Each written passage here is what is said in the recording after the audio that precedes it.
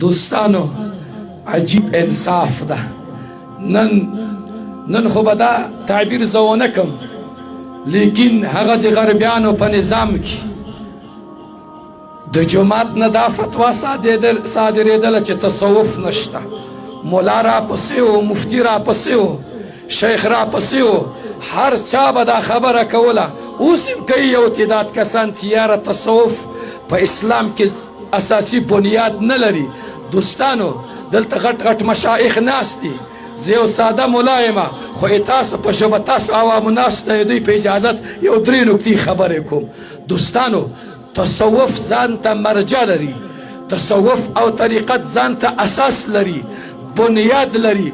که چیرې قرآن و تفسیر ته ورځې، ورشه تفسیر مظهري وګوره، سورت توبه وګوره، آیت 122 پکې وګوره، دلته فلولا نفر من کل فرقة، دلته دا تفسیر په باندې وګوره. قاضي ثناء الله پانی پتی رحمت الله علیه مبارک فرمای: واما العلم لدنی الذي يسمون اهل بالصوفيه الكرام فهو فرض عين.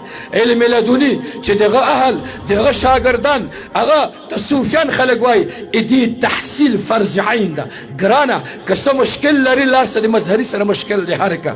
همدارنګه دیوبندي عالم ده، معارف القرآن تفسیر لیکلی ده، همدې صورت لاندې سوره توبه کې لیکي تصوف در فرض عین شامل هسته.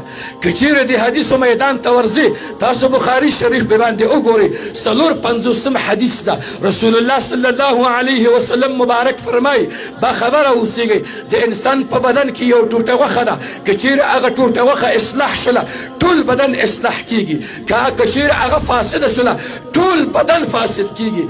پس لغن رسول الله صلی مبارک په حرف تنبیه سره ذکر کوي چې با خبر ای د خوب نه را پاسېږئ بې مذهب خلکو، ای خوارجو، ای وهابیانو، ای هغه خلکو چې تاسو صوفیانو ته مشرکین وایئ، تصوف ته شرکي عمل وایئ، خوب نه را پاسېږئ.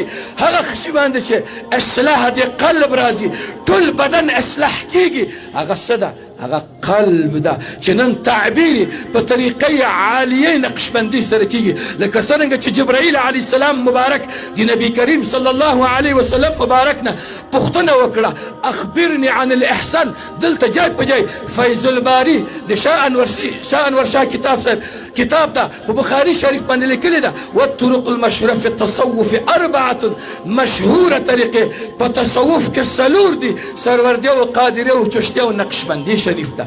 او ګرانه او که مخکې ورځې محدثینو ته ورځې، رسول الله صلی الله علیه وسلم مبارک فرمای: ما یرید الله به خیر یفقهه فی دین. دلته مرقات په باندې وګوره، نبی علیه السلام مبارک فرمای: چاته چې الله اراده د خیر وکړه هغه نه به فقیه د دین جوړ کړي. مولا علی قاری صاحب ترجمه لګوي: یجعلوه عالما فی الشریعة والطریقة والحقیقت.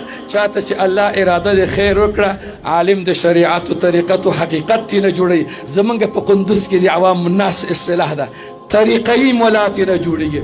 ګرانه بد مګوره طریقی مولا ته. تصوف دا ځان ته مرجع لري، ځان ته بنیاد لري، ځان ته اصل لري. حضرت ابي هريره رضی الله تعالی عنه مبارک فرمای: حفظت عن رسول الله وعاءین دلو کې علم ما د نبی علی اسلام نه تحصیل کړی. یو لوخی مې په خلکو کې نشر کړ چې علم ظاهر ده، که دا بل لوخی نشر کومه خلک به زما مرۍ را پرې کوي. دا د بخاري شریف حدیث ده. په هر صورت دوستانو تصوف ته وفادار اوسیږئ. که تصوف فرضیت نه منې، سنت نه منې، که هر څه تا اصطلاح ده، درته عذر کوم چې مشرک چاته مه وایه. که چاته مشرک وایې څوک داسې غلی نه پاتېږي، چا پاڼې نه دي ویلي. بعضې خلکې دي په بعضې میدانونو کې داسې حوالې ورکوي چې په تصوف په صوفیانو کې عالم نشته ده.